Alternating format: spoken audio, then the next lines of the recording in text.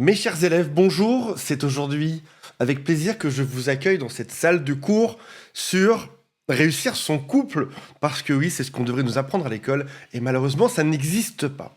On va voir aujourd'hui quelque chose qui peut réellement changer une vie amoureuse. On va faire la différence entre de l'amour d'un côté et du contrôle de l'autre. Et pour introduire cette notion, restez bien assis, soyez silencieux dans le fond de la classe. Imagine Sarah et Pierre. Sarah, c'est une femme koala. Elle est toujours accrochée à son mec. Et Pierre, lui, ce qu'il aime, c'est être tranquille, avoir de l'espace et respirer. Le besoin de Sarah d'être contre l'autre, le besoin de Pierre d'être tranquille. Jusque-là, vous me suivez tous, c'est facile. Un besoin décrit un état intérieur. Par exemple, j'ai soif, mon besoin, c'est d'avoir de l'eau. C'est facile, c'est ce que je ressens, c'est ce qui manque. Le contrôle, c'est très différent, c'est donne-moi à boire. Et on arrive dans le début du piège où amour et contrôle démarrent souvent par j'ai besoin. C'est là que ça devient piégeux. En réalité, le contrôle ne ressemble jamais à du contrôle. Ce que tu vis probablement tous les jours. Ça ressemble par exemple, c'est déguisé dans de l'amour, c'est déguisé dans de l'inquiétude, je m'inquiète pour toi, donc fais ceci. Ça peut être aussi déguisé en une blessure du passé, on m'a beaucoup trompé avant, donc je te contrôle maintenant et je lis tes SMS, ou encore ça peut être déguisé en un trait de caractère. Je suis comme ça, accepte-le, et c'est tout. Remarque aussi autre chose, c'est que lors de ton premier date Tinder, dans un bar à la mode à Saint-Germain-des-Prés, l'autre ne t'a pas dit « je suis contrôlant ». Il t'a montré complètement autre chose. Le contrôle, ça arrive doucement, une phrase après l'autre, et ça peut mettre des années. Alors aujourd'hui, on va faire un exercice et je vais vous donner des phrases. Ce sera à vous de déterminer si c'est sain ou si c'est du contrôle. Mais avant que je donne cet exercice, j'explique quand même 2-3 clés pour arriver à les repérer. Déjà, dans la tournure de la phrase, est-ce qu'elle te donne son état, son besoin, le fameux « j'ai soif » de tout à l'heure, ou est-ce que ça te force à toi à avoir un comportement? Le deuxième marqueur, retenez bien ça, sinon vous serez perdu dans l'exercice qui arrive dans une seconde. Est-ce qu'il y a une porte de sortie? En gros, est-ce que tu as le droit de dire non ou pas? Et troisième marqueur, c'est la répétition. Si en permanence on te force à faire quelque chose, a priori, c'est que c'est pas une maladresse, c'est plutôt du contrôle. En principe, le niveau 1 est censé être simple. Quelqu'un qui te dit « j'ai besoin que tu me répondes dans les 5 minutes ». Est-ce qu'on est dans un besoin normal ou est-ce qu'on est dans un contrôle? La réponse, je vous laisse quelques secondes pour trouver la réponse. La réponse est simple, c'est on est ici dans du contrôle, bien évidemment. Si par contre cette personne t'avait dit « j'ai besoin de me sentir en sécurité dans la relation », là dans ce cas-là, c'était un besoin interne. Ça ne te force pas toi. Remarque une chose, c'est qu'un besoin réel peut devenir un contrôle. Allez, phrase suivante. J'ai besoin que tu me dises où tu es chaque heure. On est dans du contrôle, bien évidemment. Le vrai besoin derrière, celui qui serait plus sain, serait j'ai besoin d'être rassuré. Donc à partir de maintenant, tu as déjà une compétence en plus. Tu peux, derrière une forme de phrase qui contrôle, trouver le besoin réel. Si tu as bien compris le principe de ces paires, qui sont dans le premier exercice, tu sauras déterminer que j'ai besoin que tu arrêtes de parler à tes collègues hommes ou femmes. Ça, c'est du contrôle. La phrase saine serait j'ai besoin de me sentir prioritaire, parlons-en ensemble. Même différence entre j'ai besoin que tu te changes parce que tu es trop sexy, ça me plaît pas, c'est du contrôle. Une phrase qui est beaucoup plus saine serait j'ai besoin, en se tournant vers moi, j'ai besoin de me sentir respecté en public. On dit sur soi et on ne contrôle pas l'autre. Avant de passer au numéro 2, je vais vous en faire quand même 2-3 autres. J'ai besoin qu'on passe la soirée ensemble, ça me manque. Là, ça décrit son manque. C'est je te laisse le choix, mais j'aimerais bien qu'on passe du temps ensemble. La version contrôlante serait j'ai besoin que tu annules ton week-end entre amis.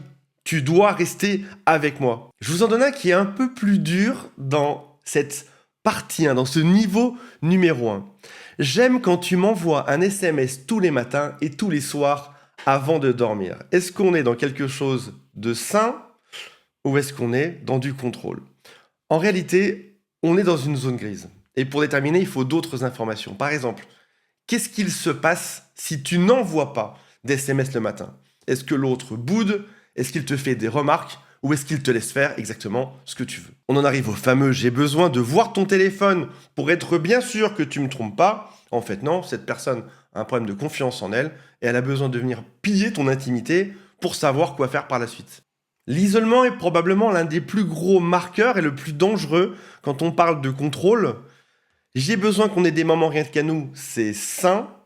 J'ai besoin que tu arrêtes de voir cette copine, on est dans le contrôle, on en reparle dans un instant. Note une chose, c'est que plus cette demande va t'isoler du reste du monde, plus a priori on est dans la partie du contrôle. Dans l'intimité également, j'ai besoin de me sentir désiré, ça c'est un besoin, versus j'ai besoin que tu dises oui, même quand t'as pas envie. Là dans ce cas-là évidemment, on est dans du contrôle.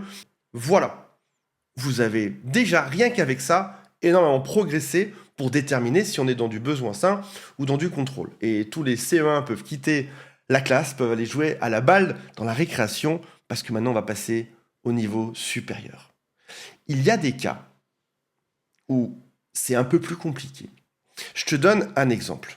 Et tu as peut-être vu ces exemples juste au-dessus. Par exemple, tu as peut-être tiqué sur « J'ai besoin que tu arrêtes de voir cet ami ». Si ça se trouve, cet ami est vraiment toxique. C'est la voisine qui vient bousiller votre couple depuis des mois, voire des années. Et ta compagne ou ton mec va lui raconter toute vos histoires de couple, et à chaque fois, elle en profite, elle monte ton partenaire contre toi, et ça bousille. Donc en fait, oui, il y a une forme de contrôle, ou en tout cas d'impératif, tu devrais ne pas aller là-bas, sauf qu'en réalité, c'est pour le bien de l'autre. Ou encore, si jamais tu bois trop d'alcool, ton partenaire te dit d'arrêter, tu pourrais dire « Ah ah, j'ai vu la vidéo d'Antoine, tu es donc toxique, tu es donc contrôlant, je fais bien ce que je veux. » Et attention, on arrive sur le point de décrochage de la vidéo. Pour complexifier ce niveau 2, non seulement, souvent, la personne qui dit ces phrases-là fait ça pour ton bien, et même pire que ça, lorsqu'elle contrôle, elle pense toujours faire ça pour ton bien, même quand c'est délirant. Alors, qu'est-ce qu'on va faire? Je vais vous dire quelque chose et pourquoi c'est un point de décrochage de la vidéo. Parce qu'à ce moment précis, il y a une personne qui me met en commentaire « C'est trop compliqué le couple. Quand je vois ce genre de vidéo, j'ai juste envie d'être seul. Le niveau 1, c'était acceptable à peu près. Le niveau 2, là c'est bon, je décroche. Je vais rester seul toute ma vie. Je vais devenir un moine bouddhiste sous un arbre et ça m'ira très bien. » Rappelle-toi que quand tu as voulu apprendre à conduire une voiture, on t'a dit, au moment où tu doubles, il faut regarder le rétro, intérieur, extérieur, peut-être l'inverse, changer la vitesse, freiner, mettre le clignotant, y aller et revenir sur ta voie. Et tu t'es dit, waouh, c'est tellement compliqué, je vais abandonner l'idée d'apprendre à conduire, je vais rester en vélo toute ma vie et c'est pas grave. Sauf qu'aujourd'hui, tu peux conduire tranquillement, tu peux écouter de la musique, parler à ton voisin et avoir une conduite qui est très sécure. C'est juste qu'il faut apprendre. Oui, c'est dur à apprendre, mais une fois que tu le sais, c'est pour la vie derrière. Alors, pour tous ceux qui sont motivés, pour tous ceux qui m'ont pas écrit, c'est trop compliqué le couple, j'ai juste envie d'être seul. Regardons la chose suivante. Quand quelqu'un te dit, si tu continues de boire autant, je te quitte. On pourrait dire d'instinct, ça, c'est du contrôle. Sauf qu'en réalité, si on regarde bien, qui perd sa liberté là-dedans? La personne en face de toi te dit juste qu'elle récupère sa liberté si tu continues de boire autant. Et au passage, peut-être même que dans sa façon de formuler la chose, elle te dit « bois autant que tu veux, je te préviens juste. Si tu continues de boire, je me suis jamais envisagé en couple avec un alcoolique, et moi, je partirai. Je vais reprendre ma liberté, et toi, ta liberté de boire, tu l'as aussi. » Le deuxième concept de ce niveau 2, quand par exemple, tu vas dire à ton partenaire « arrête de raconter notre vie à la voisine qui détruit notre couple. » Est-ce que ton partenaire te dit ça pour toutes les personnes que tu fréquentes? Et dans ce cas-là, mec, t'es problématique. Si jamais toutes les personnes que tu fréquentes ne sont pas fréquentables, c'est bizarre. C'est même bizarre que ton partenaire t'ait choisi en fait. On choisit pas juste une seule personne, on choisit un groupe. Moi, je viens pas seul sur Terre, il y a moi, ma famille, mes amis, les enfants, enfin, il y a du monde. Si t'acceptes que moi, mais pas tout le reste, a priori, c'est que c'est bizarre. Donc pose-toi la question, est-ce que cette remarque, elle est lucide et en effet, cette voisine est problématique et dans ce cas-là, merci de m'avoir informé de ça et c'est bien? Ou est-ce qu'il m'a coupé de ma voisine, de tous mes amis, de ma famille, de mes enfants et de mes collègues de bureau? Donc on a vu dans le niveau 1 que j'ai besoin peut-être du contrôle ou sain. On voit dans la partie numéro 2, dans le niveau numéro 2, on voit qu'il y a un contexte à ajouter à ça. sur la liberté et sur le fait que ce soit répété sur plein de gens, sur plein de situations ou pas. Et c'est là qu'on va arriver sur un concept de décrochage encore plus grave que sur le niveau 2, sur l'importance du trauma. Parce que oui, on ne devient pas contrôlant par hasard. Souvent, c'est un trauma qui n'est pas digéré, un truc d'enfance. Ou alors, c'est un gros pervers narcissique ou un gros manipulateur, et dans ce cas-là, c'est juste pour te détruire. C'est encore un autre sujet. Pense bien à une chose, on a vu tout à l'heure, chaque contrôlant pense faire ça, te contrôle pour ton bien. Par exemple, ton partenaire va venir surveiller tes SMS pour ne plus revivre le drame traumatique de son couple d'avant où il a été trompé. Ben oui, évidemment. Il y a eu un trauma parce que j'étais trompé juste avant ou parce que dans mon enfance c'était compliqué. Comme je veux plus jamais être autant traumatisé et pleurer pendant des semaines de tromperie, je vais venir contrôler tes SMS, ça va me rassurer que ça n'arrive plus jamais. Sauf qu'en contrôlant tes SMS, bien évidemment, il est en train de bousiller le couple finit par s'éteindre, on se sépare en claquant les portes et en jetant toute la vaisselle par terre. Donc, tous les hommes sont comme ceci, toutes les femmes sont des... etc.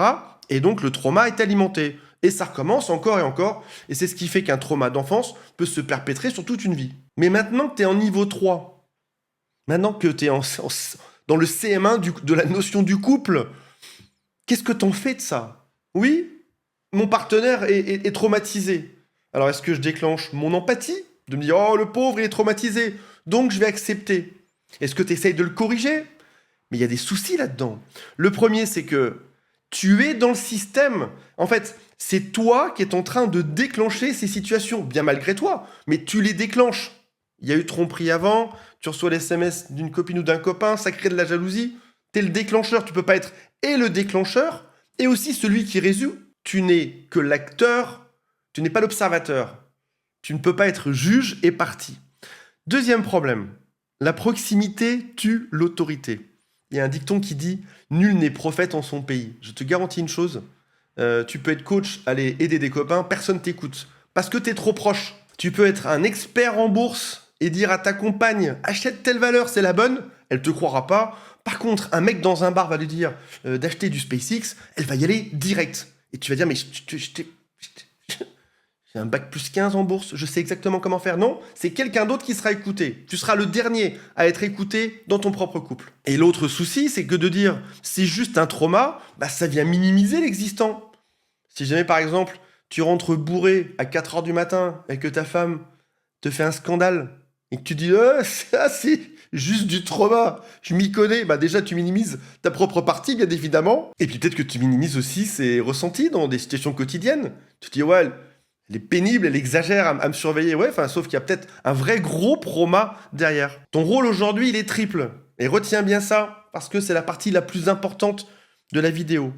Maintenant, tu sais nommer le schéma calmement. C'est ça que tu as appris aujourd'hui. Je sais nommer exactement le schéma. J'ai compris ce qui se passait. Je sais que l'autre pense faire ça pour mon bien, pour son bien. Je vois ce qui se passe. Tu peux le nommer. Tu ressasses pas ça 1000 fois, tu le nommes une fois.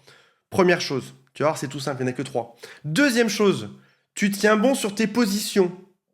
Je ne me soumets pas à la surveillance. Je n'accepte pas que tu viennes piller mes SMS.